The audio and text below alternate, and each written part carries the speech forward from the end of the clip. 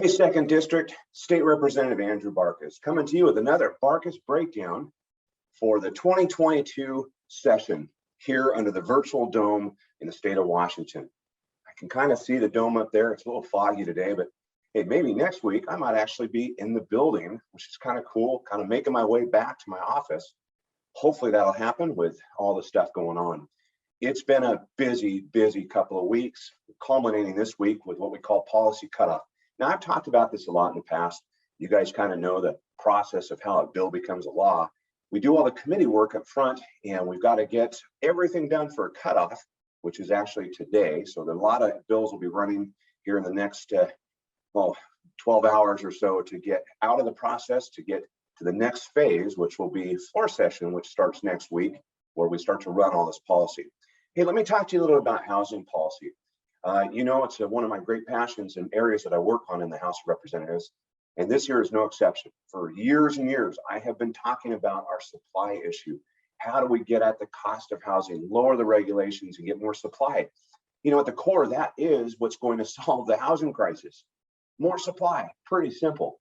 But you would think that we'd have that figured out by now in the legislature and actually run policy that will get at the problem. But once again, we're seeing the same results.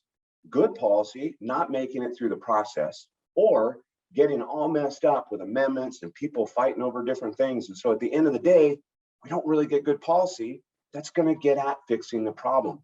So let me give you a couple. House Bill 1782, the missing middle. A little controversial. I've been working with the sponsor and others to try to make this a good policy that will actually get at supply, adding more supply to our neighborhoods, our communities and such.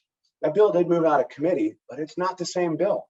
It's been altered so much that I don't know if it's going to be something that's actually going to work. So I got more work to do on that to find out what happens by the time it gets to the House floor, if we're going to be able to fix it to make it into something that I can support. That's always a problem. We had a House Bill 1232 from my bill on housing element, very similar to 1782. Guess what? Didn't move. That bill passed 2 years in a row, almost unanimously in the House of Representatives. Why wouldn't you move a good policy that's already been cooked? We've already come up to agreements on it, and it will actually do something to fix the problem, but it's not moving. It's probably dead. Then we've got House Bill 2066, nice little bill I did on SEPA reform and infill. You know, this was a well-placed bill, could go right into effect to open up more development, more areas. It's been amended.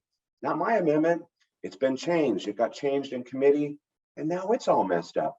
So you can kind of get a theme here. There's a theme. Good policy not getting where it needs to go. So now more work has to happen as we get onto the House floor to see if we can actually change those bills into something that will actually work. And lastly, a great bill, House Bill 2049, permit reform. We've been hearing about this forever. This would get at the cost, the timing, getting more things in the pipeline, more developments, more houses of all types. That bill didn't even move out of committee. So if we're truly interested in solving the housing crisis, why aren't we moving good policy? We're going to end up with a session at the end of the session, and we'll hear, oh, we did such great things to solve the housing crisis. We've heard that year after year, but the problem's worse today than it was when I started almost 6 years ago. Yeah, hard to believe. I'm coming up on my 6-year anniversary serving the people of the 2nd District in the state of Washington. But let me tell you a quick little story about how good things do happen when constituents get involved. I was introduced to a great gentleman, Craig DeMonsty, down in Aberdeen, and he is executive director of Coastal Community Actions. Now, this is an organization that helps people get off the street. They work on homelessness, they work on substance abuse and mental health, and they have found the way to do it and have success in getting people off the street into services, into housing.